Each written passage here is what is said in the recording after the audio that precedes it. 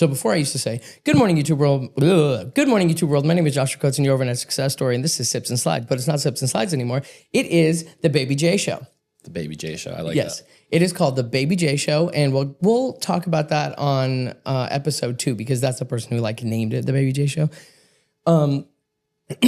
Basically, I wanna sit down with people who I find interesting.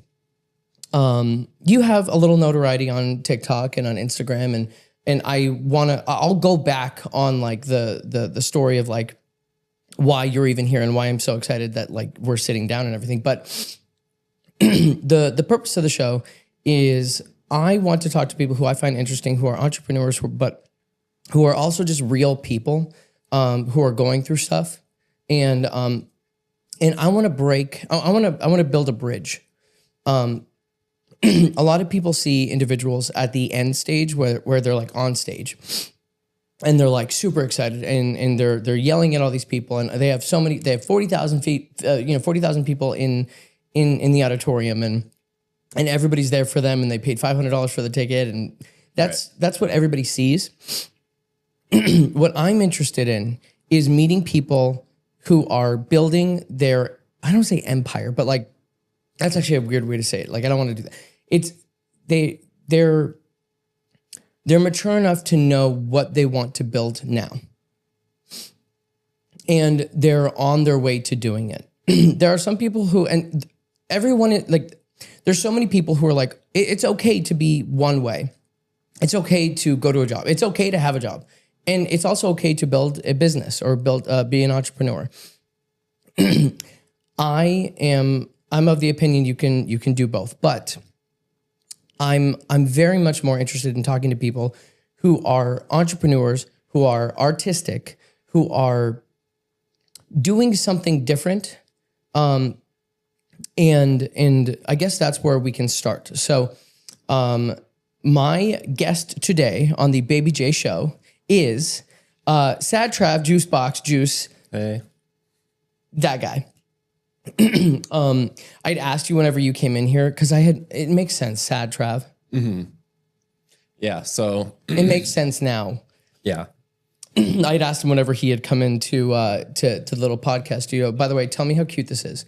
This is you don't have to. You already told me how adorable it is. It does look great. Thank you. Yeah. For the audience, please let me know because we're still building it, but I'm very excited about this new spot and literally everything that we've done with this space already. But Sadtrav, when he walked in, I was like, okay, I know we haven't met, and we have not met formally, like until today.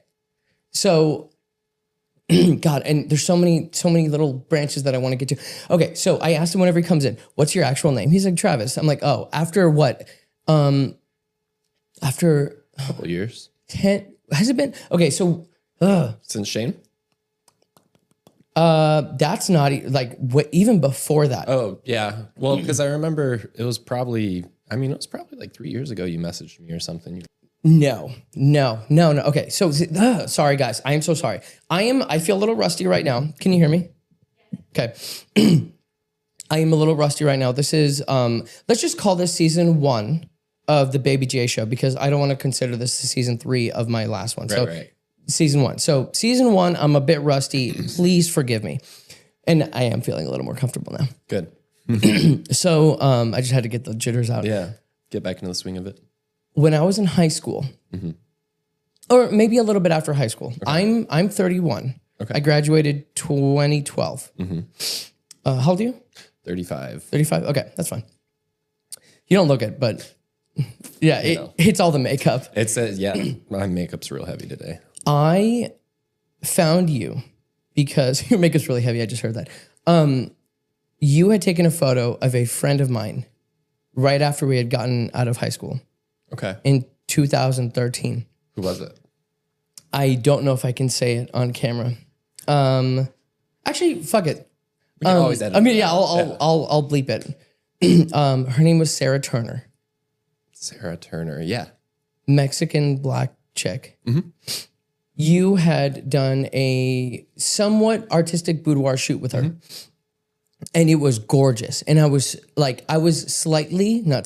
irritated that back then I didn't even have a camera to my name. Right. So it was only a couple of years later that somebody purchased, we'll get into that later, but somebody purchased a Canon 80D for me. And so I didn't even have a camera to my name. Yeah. And you had taken some of these gorgeous photos. Yeah. Like in a very artistic boudoir shoot with her. And I was like so irritated. And I was irritated because they were good and that they were my friend. Right.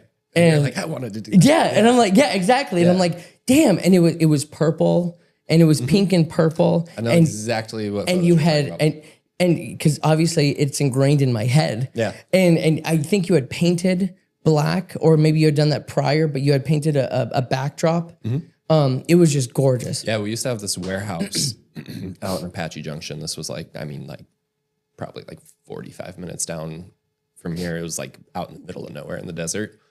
And the walls of the warehouse were cement, so I always had to paint it because I couldn't hang paper rolls or anything to do a nice backdrop. So I was always painting, trying to get different colors in the background and stuff. But it was such a hassle because it would have been so much nicer to just hang paper. But it was cement walls, and then the ceiling was 100 feet in the air. So it was you can't reach that, obviously. So it was always a hassle to paint those backdrops.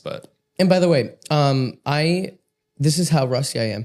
Can you please tell the audience who you are and a little bit about what you do? Just because, So sorry, go ahead. Well, I'm Travis.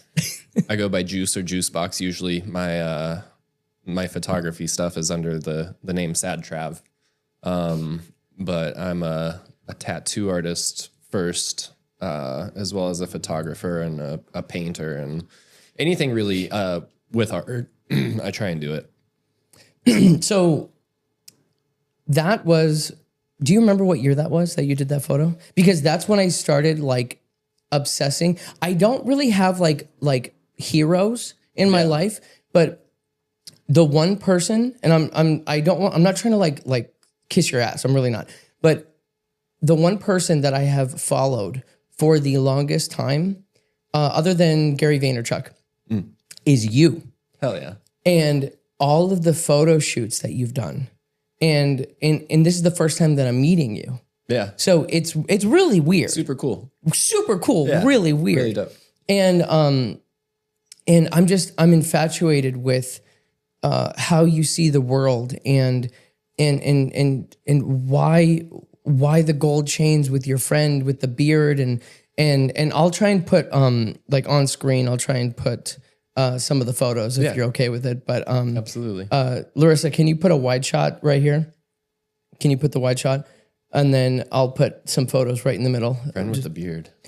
He looks like he's a rapper. Robbie? Yes, that one. Dude, yeah. So big dude with the great. sweats. I love him. So the amount of artistic photos, you can go back to him, Larissa. Or me, I don't know why I said him, but yeah, you can go to him. You can do whatever you want. You're producing this. Yeah. The amount of artistic photography, I just loved how your brain worked, and it made no sense to me, and that's why I loved it so much. It still doesn't even make sense to me. So good. Yeah. So do you remember what year that was? Because that's whenever I started looking. Let me look in my phone because I have this weird battle against keeping things in chronological order. Sure. I'm not good at it. No, you're good. I have my phone that can do that for me, which is that's fine. Super great. It was probably around 2018 because that's when I was doing that food series and kind of yep. So that was that. I'm pretty sure I had that warehouse in 2018 and 2019. I'm gonna cough. Hold on. Cough. God, yeah, definitely. It was. I had it from about the beginning of 2018 to the end of 2019 is when I was out there at that warehouse. Okay. So 18, 19, 20, 21, 22, 23, 24. So for 7 years, I've been following you. And it has been so every time I had a boudoir shoot, and they were like, well, every time it was like my idea. I never actually got to do a photo shoot that you inspired me to do. Yeah. Fortunately or unfortunately. But the one that lives rent free in my head all the time is the sushi one that you did. And I can see it in my head now. Hopefully I can put it right here. Sushi. Where it is like perfectly covering her nether regions. And I think it's got pink or purple in the background. It was like an orange yellow Orange. backdrop. Yeah, and we had some pink purple lights. That's what it was. For like a highlight. The main light was just a neutral tone light, but Why? How? What came over you? Were you just hungry? well, I'm a big foodie. I love food, any kind of food. I'll eat anything. I always say like I'll eat bugs as long as they're like prepared well. Yeah. I'm super into food, and I'm fortunate enough to have a lot of really awesome chefs in my life.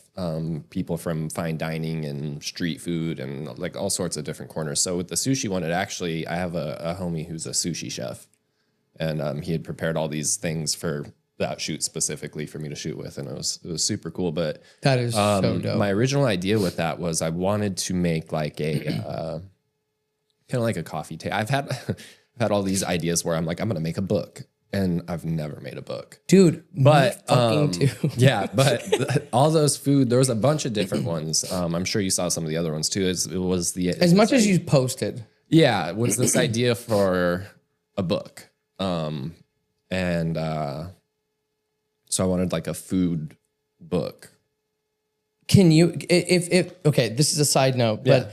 if you and I do it, can I keep you accountable so that way, like you and I can like do something like that? Or like, is that totally like Make out a of you? book? Yeah, with that concept. Yeah, we could. I mean, 'Cause, like, I'm down for anything. I don't care. I've learned, I mean, with my business or entrepreneurial career, I'm more accountable to other people than I am to myself. Yeah, that's human nature. Well, I didn't get that until, I mean, like I'll do whatever I need to for my sister, for my mom, for my dad. Right. And then I'll go to the wayside. Yeah. But I mean, in recent years, I've been more, taking care of myself. Good. When it comes to like fitness and like, like just mental health kind of Yeah. things. And then everyone else can suck it because if I'm not good, then I can help you. Right. But in business, it's been opposite. And so like I'll do everything for you, but the ads and the stuff that I need to put out on Facebook and Instagram, I won't do because I need to make money. Right. So it has been, so I'm switching that on the business side of things. But if we can, dude, that would be so cool. Yeah. And I'm doing this on camera because like now he has like You're no choice accountable now. Yeah, exactly. The thing with making a book is I don't get it. Well, with the food thing, so here's what happened with the food thing is we had all these stuff. I put it together. And then I had this model who was a really big part of it. Sure. End up It was just one model? right, but she had a few different things in there. End up being like, I don't want to do it anymore. Got it. Some jealous boyfriend type of thing. I don't know what happened. And That happens. well, and it's like my thing is like I was very transparent up front. Hey, this is what this is for. Here's release forms, blah, blah, blah. And so like I had every legal right to be like, sorry, but I'm like, I'm not. You're not that person. Yeah, I don't want to like, dude, like that's bad juju to put out there. I'm Especially big if into, you like, become super famous. well, right. And that just gives like, I don't want anybody to ever have a reason to dislike me. Maybe people don't agree with me, but I don't want them to be like, I don't like him, which people still find a way to do that either way. But, that's why I'm smiling. Yeah. So, but I don't want people to have like a valid reason to like be Shitty towards you. Yeah. or like, so it's like, yeah, dude, I get it. Like whatever. But like, dude, it kind of like really, I had everything put together, so now I'm having to take things out and then like, I don't know how to publish anything. I don't know how to, and I don't want to just like make some cheap whatever, like off Amazon, like here you go. Like if I'm making something, I want it to look nice. I want it to feel nice. I want people to be excited to have it. I don't want it to be like some stapled together, like zine, whatever. Yeah. I know what you're talking about. So, through all that, I was just like, hey, this is overwhelming. And I'm still, working 60 hours a week tattooing. Yeah. This is going on the back burner, and it kind of went on the back burner indefinitely. So Okay. So I'm gonna change courses right now. yeah. Let's go way back. Where are you from? So I was raised out here. Are you from Arizona? I was born in Virginia, but I moved to Arizona in like 1993 or 94, I think 93. So I'm pretty much from Arizona. Okay. I've been out here since I was a young. So, but I was raised here in Gilbert. Oh, really? Right Like around, not even. yeah, right around the corner. Okay. So not siblings. Like I have a younger sister. She's 6 years younger than me. She's you guys friends? Like yeah, is it she's a great. good relationship? Yeah. My sister's terrifying. She's 6 feet tall. She'll beat both of us up with one arm behind her back. She was in the Navy. Oh shit. She's just a super badass, tougher than I could ever be. So she's good. We get along. We didn't when we were young, but we get along as adults. Yeah.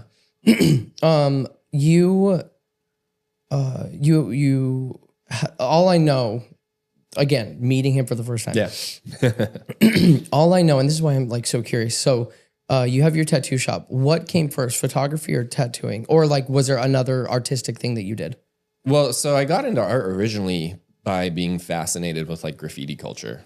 Okay. And so Did you do that? I did for a long time. Were you good, or were you paint. just like No, smiley faces? I was good. Okay. Yeah, like I took it. Anything I do, like I'm gonna take It's very serious. seriously. Yeah. Even if it's something super silly, I'm gonna do it sillier than everyone else. You know. Okay. But that kind of like sparked my fascination with art in general. Photography came way before tattooing. Photography actually came through. You probably used to play video games, right? No. No. The only one was a GameCube. Okay. Are you familiar with Pokemon? Whatever. Fuck Okay. yeah. I was gonna be like, Nintendo 64. Yeah, okay, They so- had a game called Pokemon Snap. okay. And as a child, I played that because I love Pokemon. I'm still love Pokemon, but it's this game where you roll around and you take pictures of Pokemon out like on a safari type of thing. In And- Nintendo 64? Yeah, it's a game. It's a Nintendo 64 game, and so you're like you roll around in this buggy and you have to like take pictures of Pokemon. That's cool. And I was like, oh, this is cool. Like you can like take pictures of stuff, and then I was like super like I want a camera. And so I got this little tiny bike. My mom, get me this little digital like the that. Kodak or And this the was, whatever. I mean, dude, this was probably 2003, 2004. A little point. And so, yeah, I just had this, and digital cameras back then were horrible for the most part. So I just had this little crappy digital camera. I think it was like an Olympus or something that just, like $50 at Target. And I'd take pictures of everything. And then I started getting a little more and more into it. And I'm like, hey, this is actually really cool. And then I think it was 2005, I got my first DSLR camera. 2005. And then Do you remember what it was? it was a Nikon D70 or something. Okay. D60, D70, yeah, something like that. I don't remember. Yeah. They have a weird, everyone has a weird naming system to them, but so it was a Nikon, and I started taking it really seriously. And so one day I'm at I used to, this is how I got my name Juicebox, is I had a car in high school, and it was a Scion XB, and like the super boxy cars. And in high school, I was really nerdy and kind of like quiet. And I had like, my friend group and shit, but like outside of that, like I didn't really mess with anybody. I didn't care. I didn't fuck with anybody. Okay. But being super into art and stuff, like I started like tricking out my car.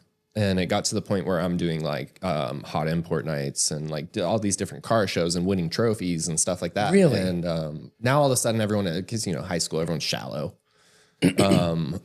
They're like, oh, who's that kid with the cool car? But my license plate said Juicebox. That's why it's spelt the way it is, because you can only fit 7 letters on a license plate. Got it. And they didn't know my name, but they knew my car. So they'd be like, oh, the Juicebox guy, that's Juicebox. And it kind of just stuck. But I was at a car shop getting work done on my car one day, and there was this other guy there. And we started talking. He's like, oh, I do photography. And I was like, oh, no way. Like, I'm same, like I just do it for fun. But he's like, oh, well, I'm opening this studio. So we ended up working together at this studio. It was right across from Tempe Marketplace in that little industrial plaza. And this was in 2006. And so we ended up doing a lot of stuff that was car involved, like, cause he would do photos for like Toyota and Honda and stuff like that. And so that was kind of like my first like big boy. So he was established and you were like shadowing, or you were just like, how would you? I don't know. He just kind of tossed me into it. Oh, that's cool. So we kind of like, teamed up. I wouldn't say I was even shadowing because like I had really studied photography intensely. So I had all the knowledge of like, you know, how to take a picture and what to do and stuff like that. I just didn't have like that real world, like job experience doing it. Yeah. So 2006, we ended up kind of, maybe it was 2007, going in on that project together, and we ended up doing a lot of really cool stuff for a lot of like big name car companies and stuff like that. A lot of local companies like 350Z Motorsports, things like that. Oh, that's really cool. Yeah, it was really fun. And that was kind of like my first like, you're a photographer now. Like contracted professional. Right. Like you're earning money doing photography. And this guy, his name was Aaron. He had lived in Arizona forever, and he was big into the rave scene. And this is, I mean, he'd been going to raves since the 90s. This is when raving was not cool. And everyone's like, you listen to techno music? That's weird, you know? So. Was it called dubstep at the time? No, dubstep. I mean, dub existed and stuff, early stuff like Rusko and things like that. Like, you know, that was dubstep, but it wasn't like a thing, you know? It was just kind of like coming into the, like back then you had like jungle and drum and bass and trance and like all that stuff was pretty big, but dubstep is one of the newer trends in electronic music. So, but one day he's just like, hey, we're going to go to this event and you're coming with me. And since he had been doing it for so long, he was so established in the scene and everybody knew this guy. And so I rolled up to my first rave with him. And there's like this long line and all these people. And he's like, come on. And we just like skip the line, waltz right in. Everyone's happy to see this guy. And I'm like, dude, who the hell are you? You know, like, this is crazy. How long have you known him? Up until this point, did you know him for like a couple months, a year? A year, probably. Okay. But we had never talked about this. And this was like such a new thing to me because like I was raised Mormon. Were you really? And so like I didn't really ever do a lot of like party events or anything like that as a kid, you know? Yeah. So it's pretty crazy. And it was just this whole new world to me. And he's like, I'm going to introduce you to everybody because I don't go to these a lot anymore. And he's like, you need to come and take pictures of these. It's like, because that's going to be really cool for you. And I was like, all right, yeah, cool. So he like basically handed me the keys to the castle and was like, there you go, kid. And so I started going. I'd go to one on Friday night, one on Saturday night. And now it's so difficult to do photos and in that scene. It sounds like you were like, I built a lot of connections really early doing it. So that's what I was going to say. I've been fortunate enough to like photograph like Steve Aoki and Deadmau5 and Illenium and even rappers like Andre Nicotina and Slick Rick. That is so cool. You know, I've worked with a lot of really, really cool musicians over the years. And it's just because this dude tossed me into the scene. And like, even the stuff I was doing with him, like, you know, it was more like local and stuff, but these people who were running these local shows were also bringing in artists and like throwing bigger things. And I had pushed my photos really hard. And so it became I became like a household name in that early music scene there. So like when they would have these bigger shows, they would be like, hey, I want you on stage. Like you need to be here taking photos. That's really cool. It was cool. And that's ironically how I got into more of like boudoir portraits, things like that. Cause I never see, that's what I was going to ask. Like, where did that side even go? Yeah. Like, how do you even think about putting three women and contorting them? Well, hold on. I'm going to take a sip. No, you're totally fine. Because now I'm like calm now. And so I had built up this reputation in the scene and a lot of people were really comfortable with me. And I'm sure as a photographer, you've heard the horror stories of like creepy people, blah, blah, blah, blah. That's actually one of the reasons why I started photography. Yeah. So I would have these people who worked these events, like go-go dancers and people who wanted, promotional pictures or this and that, be like, hey, we know each other really well. You take great photos. I want you to take pictures of me because I don't want to have to like search out, and take the risk of like having some weirdo finding some have sex weird with dude. me or And I'm like, ooh, I've never done portraits, but we'll figure it out. Fuck it. So, So I started taking pictures of like my friends, for their, modeling portfolios and this and that and this and that, and just kind of evolved. And I feel like a lot of my style with like the colors and the weird stuff comes from like that early That makes so much taking sense. pictures at raves where, and that's such a crazy thing because it's such a hard thing to photograph when there's constant changing of lights, changing of colors, changing of, like it is the most chaotic type of photography is and not even just an event, but specifically like a rave, because you have like The lasers, the RBG, the haze, the people everywhere, smoke machines, bubbles, bumping. You name it. So I mean, I feel like that was like photography boot camp, like you have to get dialed in to do that. Yeah. So That's really cool. I started doing these portraits and I'm like, well, how can I incorporate like my kind of like fun, weird stuff into it? And like the weird, like the one you're talking about with like, stacking bodies and stuff kind of came later because like I always try to set myself apart and You do. thanks. I try really hard. So, but like if you look at like photography or boudoir or portrait photography as a whole, it's always these soft pictures and sexy outfits and cool backdrops of like, like we have this really fancy couch and she's wearing this really fancy lingerie and, everything's the tough really couch and the everything's really three-piece soft. lingerie. And it's like, that's kind of like the sum of portrait photography in boudoir is like, how sexy can we make this? And it's like, even outside of boudoir, you take somebody who's wearing, a bunch of cool chains and a cool outfit and put them in front of like a cool graffiti backdrop. Like it's going to be a cool photo because there's a lot of cool things in there. How can you take somebody who's wearing nothing, put them in front of nothing and make it still make it a interesting. compelling photo? And that's where I wanted to like, be like, hey, I have to prove myself as a photographer. So you're not going to be wearing any cool outfit. You're not going to be in front of a cool backdrop. You're not going to have cool jewelry.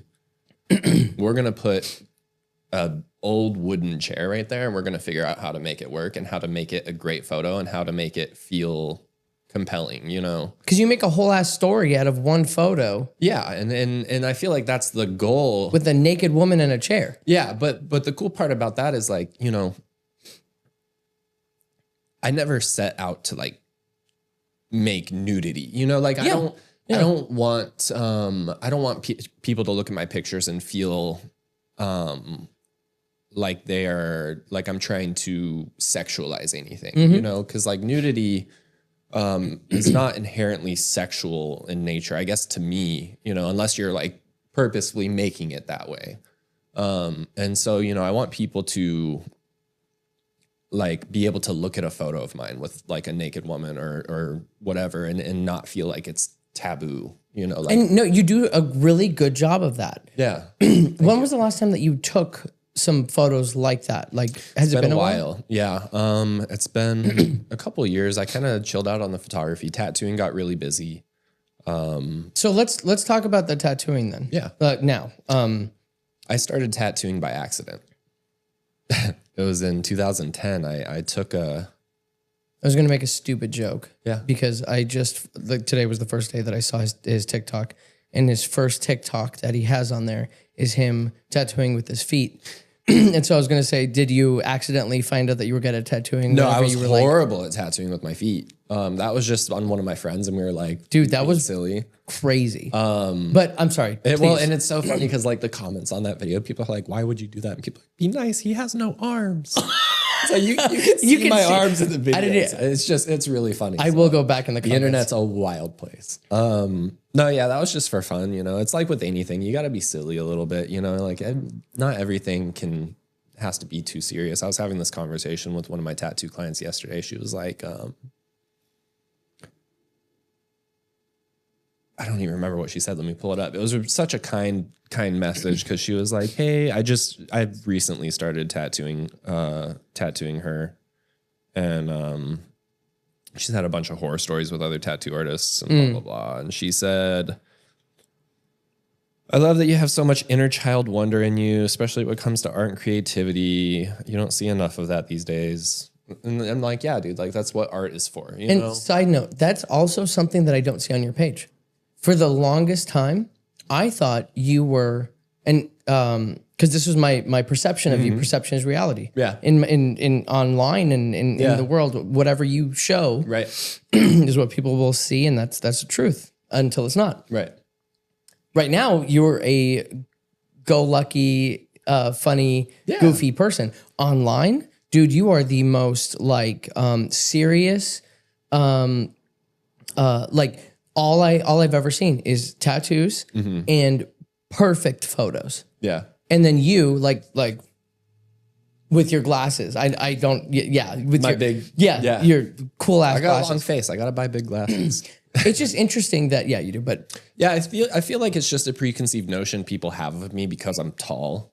is that why? And because I think it's the fact that I have my head and face covered in tattoos doesn't help. Okay. You know? Yeah. I feel like it's easier people now. Yeah, definitely. But people see, I mean, like and it's not as bad anymore, but there is such a stigma of like these people who have their head and face tattooed are always like intense and they're, Yeah. and they're, and it's, I have my head and face. I have Hello Kitty on my head. I'm not trying to be tough, like, but it's If you look into it. right, but like I have all these tattoos because I love tattoos and that's what I do. But it does make people feel like they have to take me a little more seriously.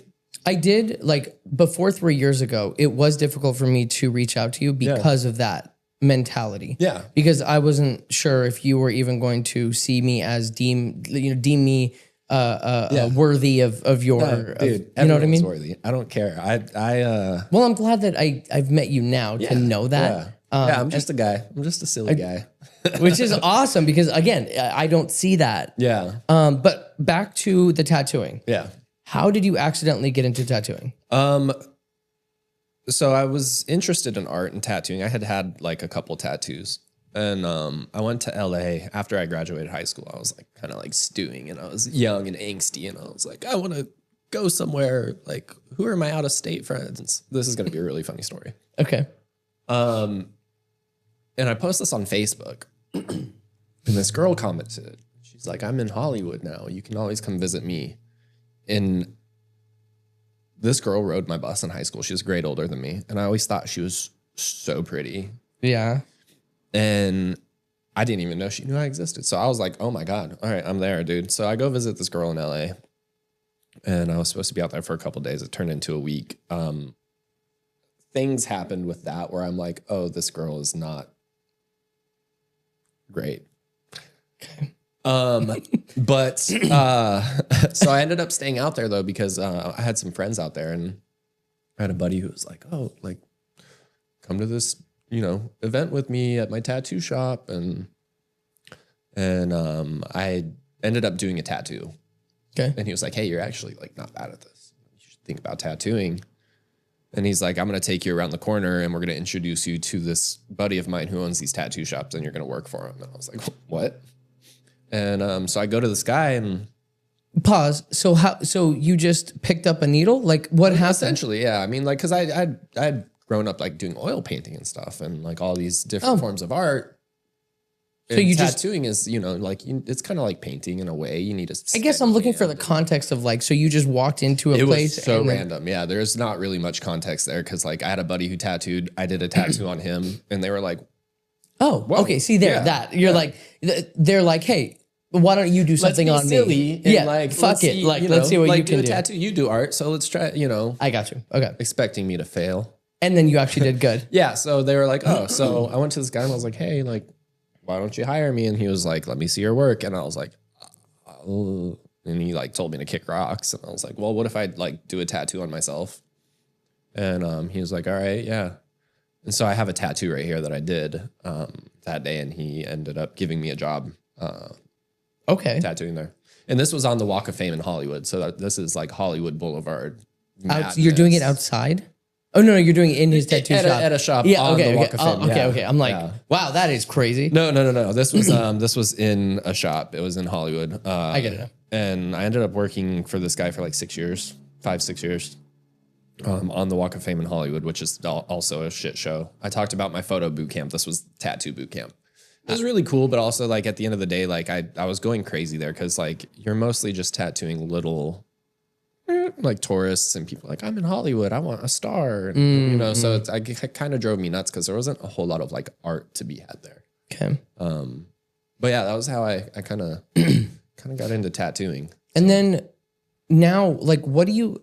I'm not familiar with the tattoo world. Yeah. Clearly, I have no tattoos, right. which is funny because I thought I was going to get tattoos and piercings and everything to be like different than everybody. And now everybody has Everyone tattoos has and has them. piercings. Yeah. So now I'm different than everybody. You're in a freak show now. I'm fucking weird. How the tables apparently have turned. how the turns have tabled. So my question is, and again, I don't know what it's called. So like you can help me. Yeah. What is this? I know there's different styles of tattooing. So Yeah. what do you do, or what do you like? I like good tattoos. Everyone always asks me what I specialize in, and I tell them I specialize in doing good tattoos. And That's so funny. And that's the truth. I didn't become an artist to do the same type of art every day. Whether it's a different medium like photography, painting, tattooing, or style like black and gray color. I try to do everything, and I try to do it really fucking good. And that's what I'm known for is my versatility in tattooing. And it still makes a lot of people be like, whoa, you know, and my clients love that because like, they can come to me for like a black and gray portrait of their dog, or they can come to me for like a bright pink anime girl. You know, that's so interesting because like even, you know, we'll call it in business or an entrepreneurial world, you're told to like pick a niche and like get really good at it. Yeah, I refuse. I don't care. Okay, me too. Same. But and I guess another branch from this is like, when did you start? Like, at what age did you figure out this was who you really were supposed to be? Like, not to care about what people thought, and to like be and do and be who you wanted to be. Probably when I was like 12. Really? Yeah, I mean, I've always like just really done what I'm gonna do regardless, you know. I feel like I have a really strong, I guess like moral code or like my ethics, you know. So I know like no matter what I do, I'm not gonna be a bad person, and I'm gonna do what I want because like I don't really. Who's gonna tell me no? Yeah. You know, like why would I not want to do the things I have fun with and care about and appreciate, and why wouldn't I want to share those with other people? Like, and there's always people who are going to be like, well, why would you do that? It's like, well, because I don't care what you have to say. On the scale of like artistry to entrepreneur, like where do you fall? Like, are you more artist than you are entrepreneur? Or are you more entrepreneur than you're more artist than entrepreneur? But I feel like depending on the industry, but I mean, it could apply to all industries. Like this is something that my grandma told me when I first started tattooing, and it's always stuck with me. And it's like just do it better than everyone else, and you're not gonna fail. So my business mind is not the strongest, and I'm kind of like an airhead and like head in the clouds type. You know, like I don't think things through probably as long as I should a lot. Okay. But what I do know is I'm going to do it cooler than other people, and I'm going to do it better than other people, and I'm going to be kinder than other people while I'm doing it. And I feel as long as I do those, no matter what I'm doing, the money is going to follow. The business is going to follow because that gets noticed by people. If you are truly putting yourself above other people's caliber of work, whether it's like as a person, as an artist, as like, you know, if you do it really well and you take the time to like study it, learn it properly, and do it's to the highest caliber, not only that you can, but like you need to be obviously like putting yourself above everybody else in that same industry, or you're not going to be noticed. But if you do all that, people are going to see that and they're going to want to be a part of it. regardless of the cost or regardless of how far they have to go to get it, because that's what people want. That's human nature. They want different. They want better. They want, it's Cooler, like, better, kinder. it's like, yeah, it's Those why are really wouldn't good. they? Why wouldn't they? So if you make it the best, you're going to make the money regardless. My original intention of becoming a tattoo artist was not money. Because if you look at What was it? art, I just wanted to make permanent art for people that changes their lives. And like tattooing's so important. Like cool tattoo guy aside, people get tattoos for so many different reasons. It boosts their confidence. It covers, a scar that they have, or it memorializes a loved one that they lost. Like tattoos are incredibly important. That's why they've been happening for thousands of years. And that was cool to me. The fact that I could, give this person such a permanent thing that changes their lives. And not only just now, but, they are going to look at that forever, hopefully. But that to me is like the highest form of art that I can do, because it's permanent. It's permanent. It's emotional. It's literally engraved in someone's flesh. Like that's such a cool. And to this day, like I'm still so like mesmerized by that fact, I guess. But that's what attracted me to tattooing, not because I was trying to be. And right now, a lot of people are into tattooing for the wrong reasons. It's What are some of the wrong reasons? It's going to make me cool. It's going to get me laid. I don't want to work a real job. I just want to draw pictures. And it's like tattooing is more of a real job than people realize. Like I'm a one-man army. I got to pay the bills. I got to do the scheduling. I got to do this. I got to do that. There's so much to it that people don't realize. And that's why the tattoo industry is having a hard time right now. It's really watered down. There's a lot of artists quitting and a lot of shops closing. Which to me is a good thing, because that's going to make it get back to its what it's supposed to be. Yes. And, but so none of those reasons are why I got into it. I got into it because I wanted to help people, change people. I wanted to make art for people, and I wanted people to, feel connected to that art and feel like it was important to them. And, I didn't expect to, even be doing as well as I am, because tattooing has never been like a glamorous, ritzy, especially, 15 years ago when I started. It was still very like, it hadn't had these TV shows to propel it into the spotlight. It was still like very like taboo. The last decade, it's really, really come leaps and bounds. But when I first started tattooing, it was very like, you're in the street, you're, people look at you like you're a criminal for having tattoos, or like you had been to prison, or, like it was still a very like kind of like, whoa, like you have a tattoo on your wrist. How are you going to get a job? Yeah. And now it's like, oh, you have a tattoo on your face? Like, no problem. So it's definitely come a long way, but it wasn't always like that. And, so I didn't expect it to be like this, like, whoa, look at this guy, and it is now, and that's cool. But like, that wasn't my intention getting into it. My intention was to create meaningful art.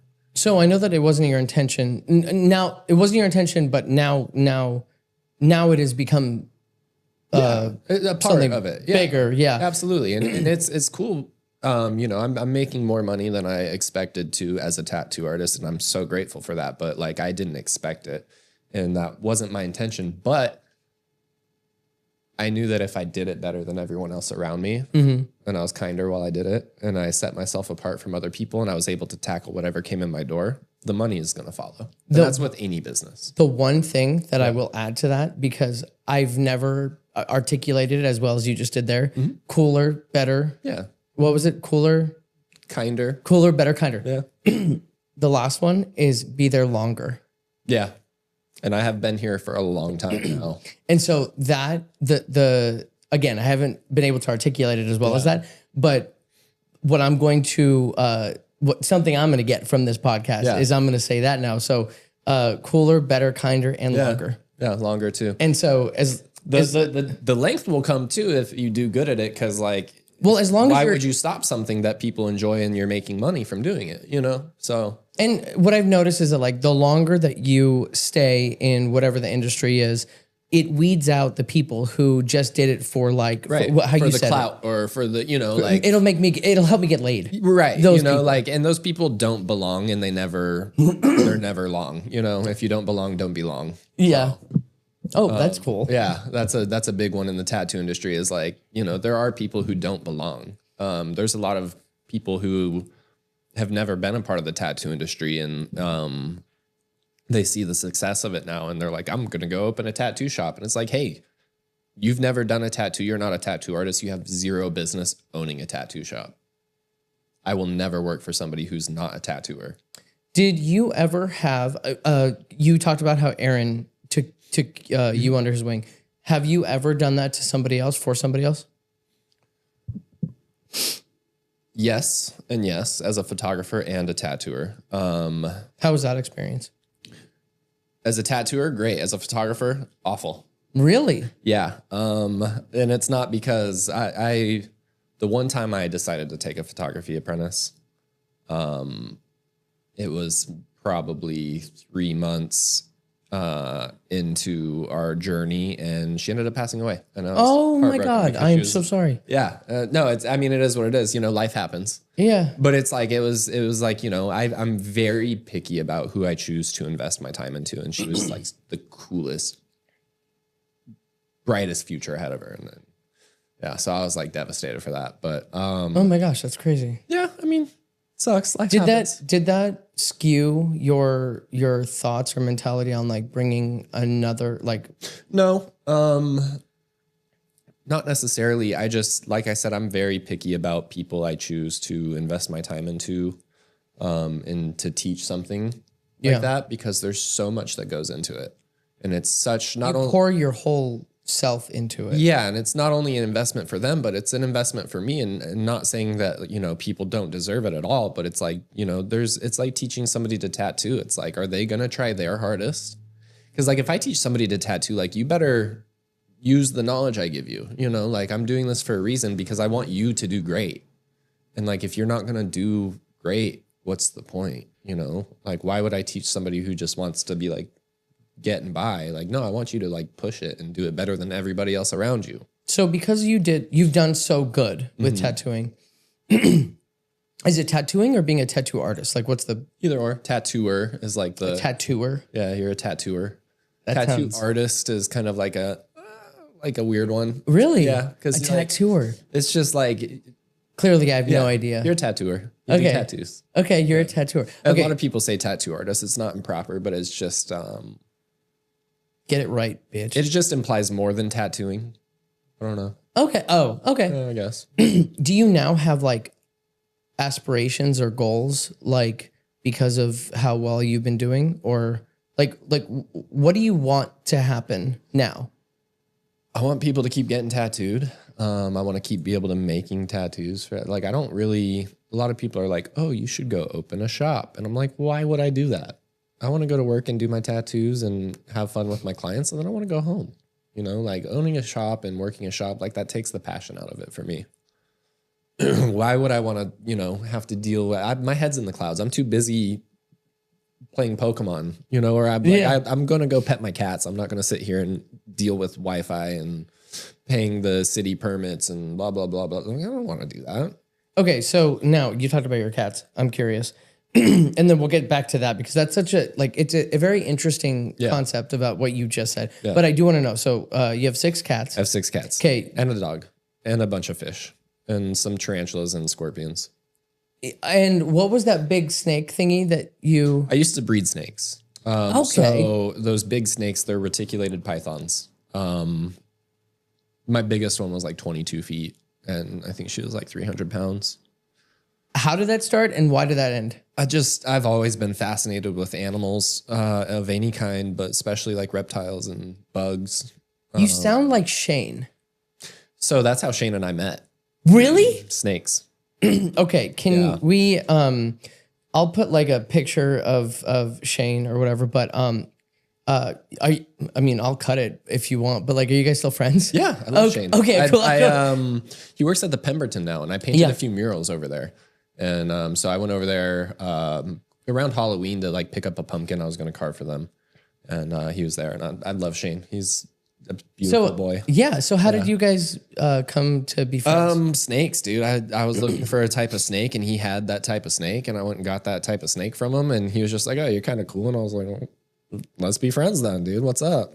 Did you guys ever do any type of artistry together? No, I mean, I think I tattooed him like twice. Really? But like, But more so just friends. yeah, mostly just friends. He lived like on the opposite side of Phoenix from me, and so it was kind of like always like a journey. But we always run into each other in the most random places. So, Yeah. but yeah, I love him. He's precious. Yeah, I love him. He's like I wish I'd spent more time genuine with him. dude. Yeah, Yeah. Whenever as I was building my thing, I had him on my the previous season's podcast, and yeah, we were I had so many aspirations to do so many cool things with him, Yeah. but we just lived so far away. yeah. He's like north. He used to live. He jumped. Right. He's been jumping for a while, but just he's so interesting, so creative. I wanted to do so many things with him, and I will. Yeah, So long as he's still in Arizona for a little while and everything. yeah. He's great. That's so crazy. The world is so Snakes. small. Yeah. Hold on. I had a few questions that I Can we take a timeout though, so I can go pee? know. Yes, of course. Here, push the. That's why I was like, it was really interesting whenever you were like, I don't want to. Oh, sorry. We are back. Hi. See, this is how rusty I am. We had a short intermission. We had to pee. Actually, he had to pee. I have to pee still, and I didn't even pee. We'll do that afterwards. I have a few more questions. But to piggyback off what you had said previously is like, I firmly understand what you mean whenever you say like, I don't want to have to think about payroll and lights and the light bill and or excuse me, electricity, and then tattooing and then buying toilet paper and and then leads and then blah blah. Yeah. I don't know why. Not my job. Excuse me. I don't know why, but it's like ingrained in me that it is my responsibility to be the leader. Why? It's a good question. Yeah. And why does doing those kind of things make you the leader? Because, and that's something I thought about a lot. Yeah. There are people who, most people won't rise to the occasion. And some people don't know how to rise to the occasion. Right. And most people won't, even though they could. Yeah. And so what I've come to understand about myself is that I don't know all the answers, but I have the courage. Right. And I have more courage than most. And therefore, if I have the courage and I have the wherewithal to figure out whatever it is, and there are people within my little flock, excuse me, and if there are people within my little flock that don't have the answers and don't know how to find the answers, then I can be the person to help them. It's kind of like my moral compass. Okay. Because I'm not the leader of the free world. I'm not the president. I'm not doing any. I'm not for that. Right. But for the people who are in my vicinity, whether it's mom, dad, sister, employees, 1099s, Right. whatever, I have so much love for those people that I want to create opportunities for people. And if I have the ability mentally, physically, and then in my heart, I want to do that for others. So for me, I guess doing things like payroll, doing stuff like that would make me less of a leader because I'm not good at it. Oh, I'm not doing it. I've got people, but Right. Well, right. So I guess what I'm saying is like, for the longest time, I've thought that everything was supposed to be me doing it, and I stopped liking photography because of it. right. Now that I have like a little team I am now able to do the things that I love within my industry. But I do feel a sense of need to be the leader because of who I am. I don't know how to explain it. No, I know what you mean. Yeah. You know what you want to accomplish, so you have to delegate how it happens, which puts you in a leadership position. Yeah. And that's kind of like what I guess where I am with like things like photography and tattooing is like I don't ever want to not like it. In a lot of, especially in creative projects, like sometimes art gets me a little salty because I'm like, I just went and tattooed for 10 hours today and now I have to go home and paint. And I don't like, it does have the ability to take the passion out of it. So what I do for myself to keep the passion there is like, I'm not going to do art that I don't want to do. If I'm going to go tattoo, I'm not going to go to work and tattoo tribal.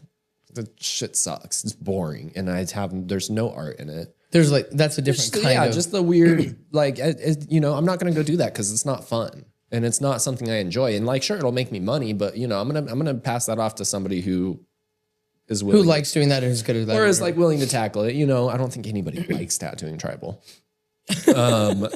But that was funny. But like why would I do that when I don't have to? Why would I, I feel like so many people, even with photography, like these photographers will feel so pressured. Like, oh, I need to do a shoot. I haven't done a shoot in a week. I need to do a shoot. So I'm going to do, I have, this person has this concept, but it's like, it's not your concept. And while you can bring yourself into it, like you are going out of your way for it. And that's making it a chore, which takes the pleasure out of it or the creativity or the fun, it's becoming a chore that way. I won't do that. I'm not going to do something where it's a task. I'm not going to make a task. I'm going to do something that is organic and fun. A lot of people are like, well, I want to shoot with you. What should we do? And I'm like, I don't know. We'll figure it out when we get there. I don't make plans. I never make plans. Not only in my personal life, people are like, hey, what are you doing next Wednesday? And I'm like, I don't know. Ask me next Wednesday. If something's going on, we'll go do it and we'll have fun. If plans fall through, I'm not going to be set up all week for Wednesday to have it not happen. Like I don't usually, unless it's like scheduling like tattoos or things like this, where we need to set a date and a time, but I'm not going to be like, yeah, we're going to go get dinner at 7:15 p.m. on Thursday, like I'll hit you up Thursday morning and we'll figure it out, like I don't, and it's the same with concepts for art, and luckily I have enough of an establishment with tattoos, but they're like, hey, I want a tattoo that's like this. And they show up for their appointment and I show them what I have. I'm not sending art out before that. I'm not, like these are tasks. This is not how it's supposed to be. This is art, same with photography. What do you want to shoot? I don't know. I'm going to figure it out when we get there. And I know enough about the camera and I know enough about lighting and I know enough about human nature to put these things together to make something cool. We're not going to be sitting around like twiddling our thumbs being like, well, we're going to do something dope. I don't care. That's what I'm here for, is to do really cool stuff. Can I ask you a dumb question? Yeah, no dumb questions. Just dumb people. Yeah, you're right. No, not that either. No, I'm just kidding. Yeah. I'm just kidding.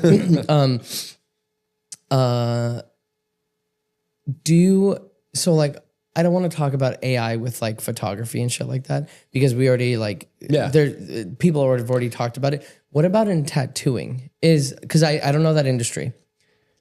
So no AI in tattooing. Tattooing, I'm. So I guess my question, because I don't know anything, right? So are there already robots that tattoo? There's somebody in New York who made one, and it's there, and people are shitting on it. I think it's so dumb. I think so. Here's my stance on AI, and this is for any of it. Use AI to do math. Use AI to run numbers. Use AI to come up with things outside of art. AI is a cool tool. It's great for certain things. Art is something that is spiritually involved, like not like I'm not talking about like religious spirit or but like you put your soul into it, and I don't think that art can have soul if it was made by something without a soul.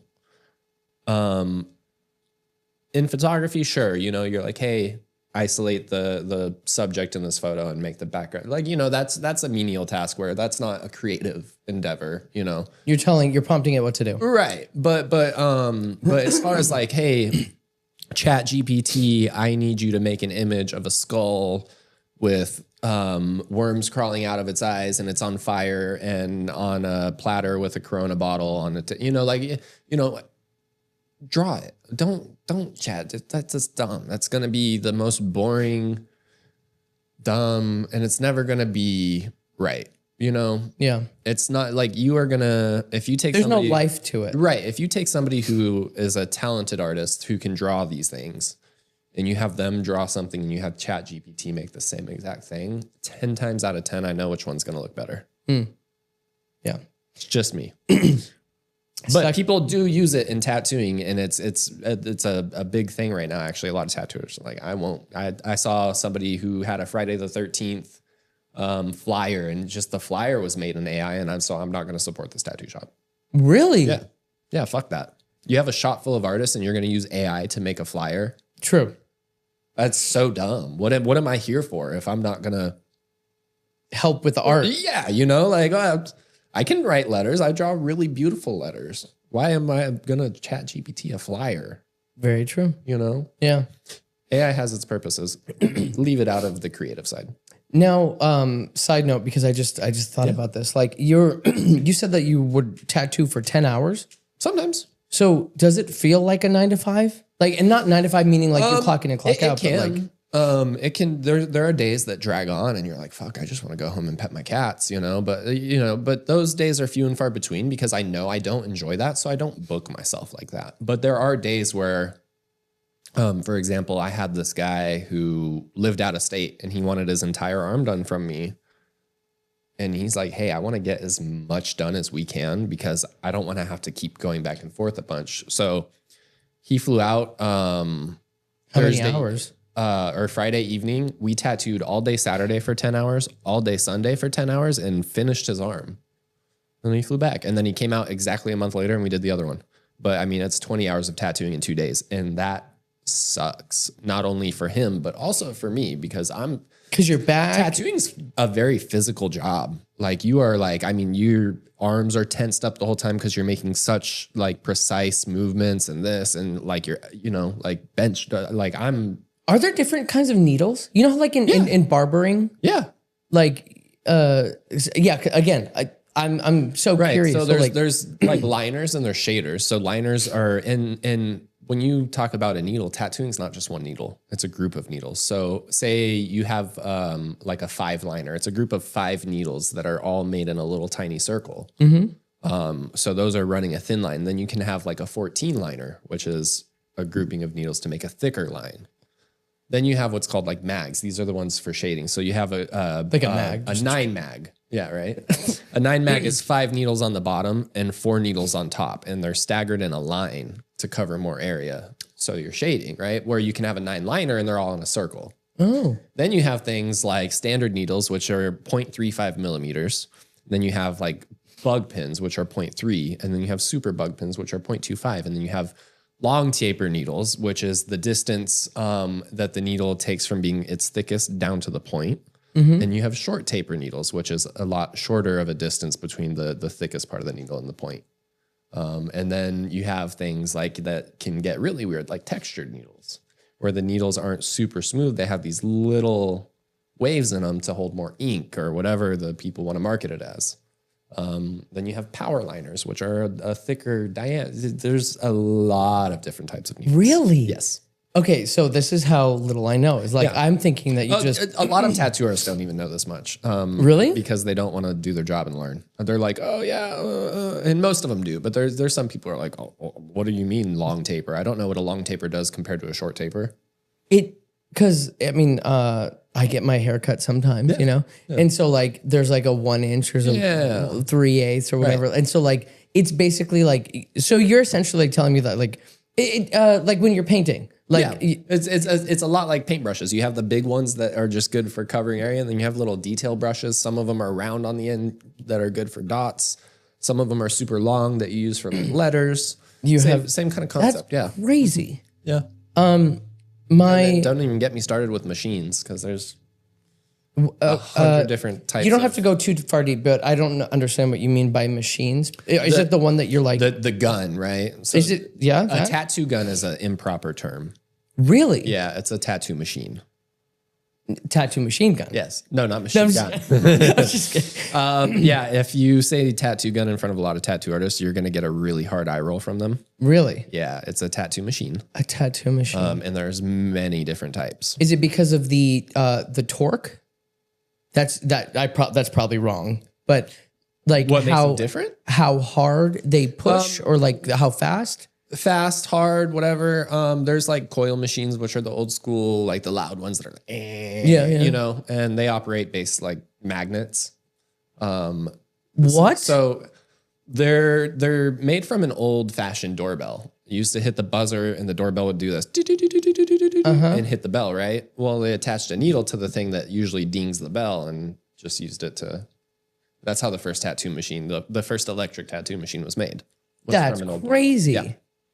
Then you have rotary machines, which is kind of like people think like, you know, prison. The motor spins around and it drives the needle. Like Is that how it is? Yeah, I mean, yeah, but Okay, there's professional rotary machines too, not just like ones made out of a CD player, but that's what most people understand rotary machines by that concept. So then what are the ones that you use? I use rotaries. Oh, okay. Yeah, and a lot of old school tattoo artists are like, oh, the rotary machines suck and they'll never be able to. And it's like, dude, I tattoo circles around most with a rotary.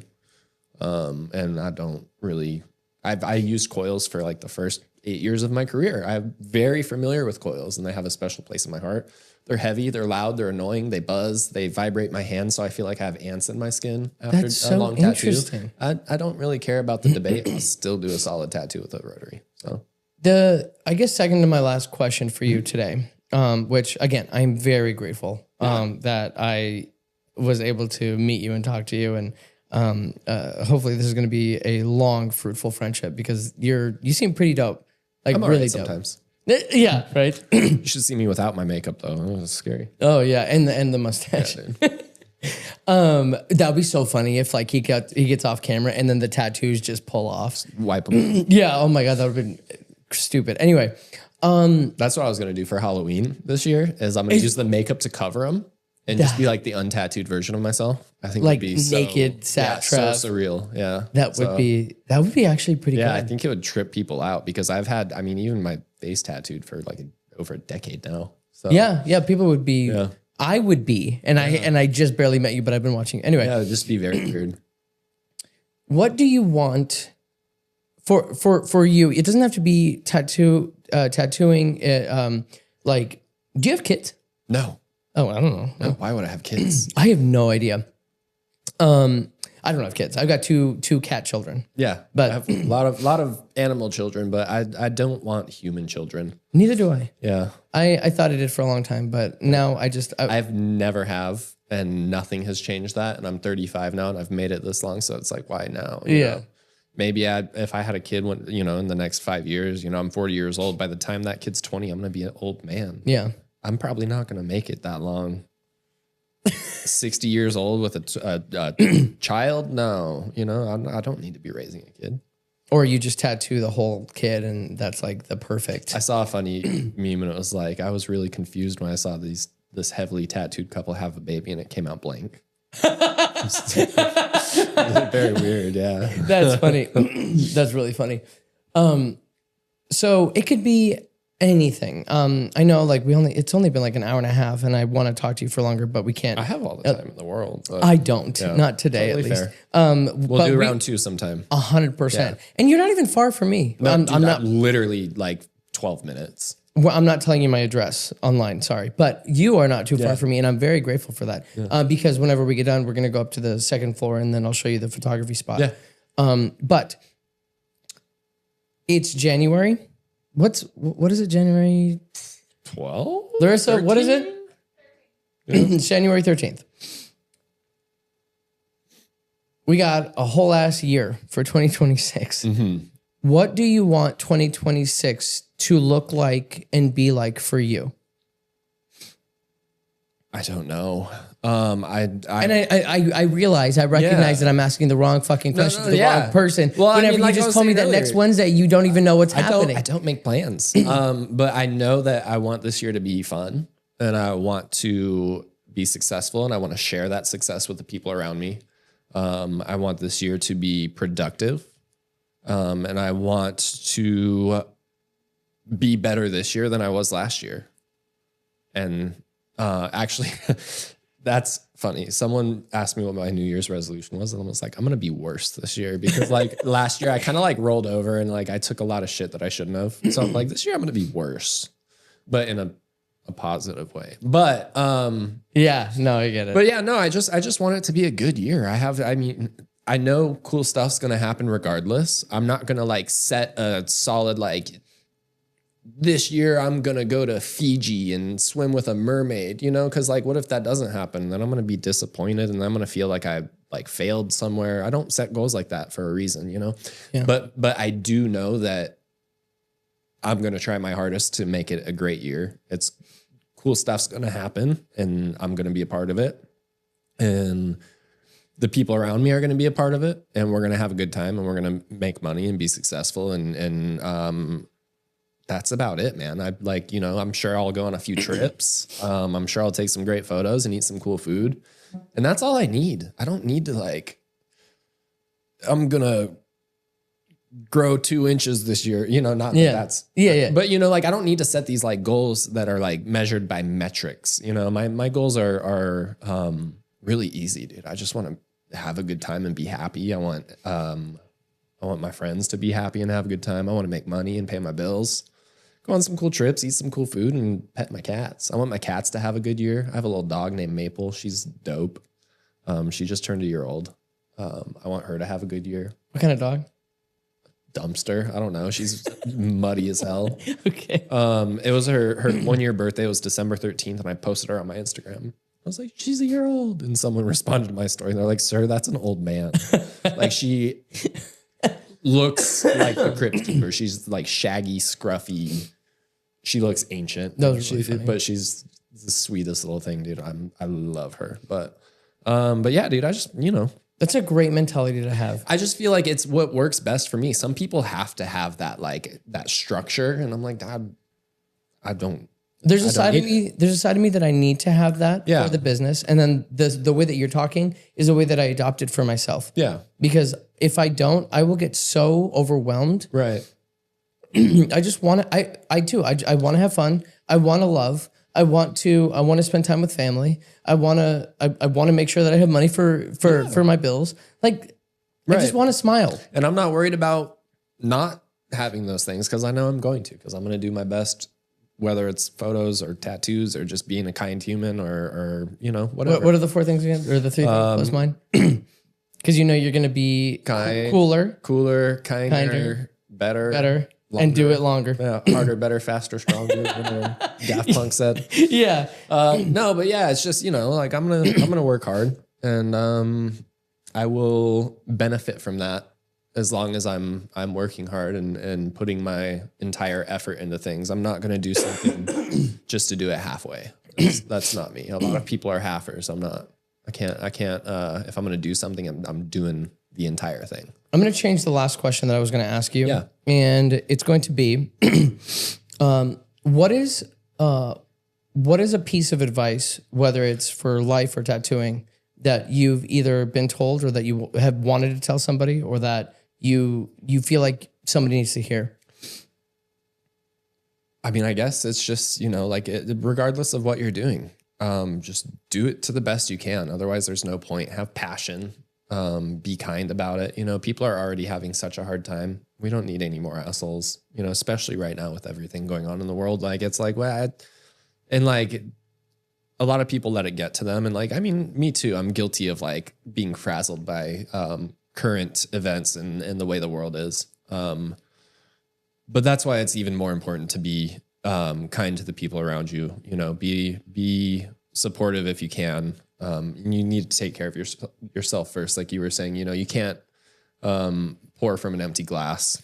right? Yeah. So, but just, just be cool, dude. Just be kind and cool and work hard. If you want something, you're not going to get it by being complacent. You're not going to get it by being entitled. There's a lot of entitlement lately in this world. It's like, I agree. I exist, therefore I deserve this. No, dude. No, that's never how it's worked. And that's not how it works now. And that's not how it will work. You have to, it'll never work like that. Like you need to like do it. You have to get up and do it. I think, and I'm not about like the grind culture, like when you're off work, you're off work. Don't worry about work. But like when you are at work, you need to do it. If you need, do your best when you're there. Yeah. If you're doing art, you need to study. Art takes, you can't just like sit and willy-nilly it. Like, dude, I read books, I look at other art, I study, that's an ongoing thing. I've been doing art almost my entire life and I still am learning new things about art. And if you think you know everything about it, you're wrong. And if you're not studying, you're not doing enough and you're not going to stand out from the artists around you. If you want to be truly successful in anything, you have to know more about it than the other people who are doing it. I think that is a great place to stop. Yeah. Dude, Juice. Yeah. Sadtrav, Travis. Thank you so much. This has been really, really fun for me. I'm glad it finally got to happen. I know, me too. Yeah. Can you look into your camera and tell them who you are and where they can find you? Yeah. Instagram is pretty much all I use for social media. And my tattoo page is Juicebox without the I in it. So it's JUCEBOX. And then my photography one is just Sadtrav, SADTRAV. I tattoo in Mesa, Arizona. And I take pictures kind of just wherever the pictures happen. And that stay updated with the primary one I use is my Juicebox page. That's where you'll see like all the art shows I'm a part of, things like that. That's my current events. My photography one is just kind of like my portfolio for pictures. But well, thank you, literally everybody. This has been episode 1 of the Baby J Show, and I'm like I said, I'm really happy that you were episode number 1. Yeah, and that this happened. Glad I could be a part of it. So YouTube world, thank you very much, Joshua Coates and your Overnight Success Story, Baby J Show, episode 1, and we are done. Thank you. Bye. Heck yeah.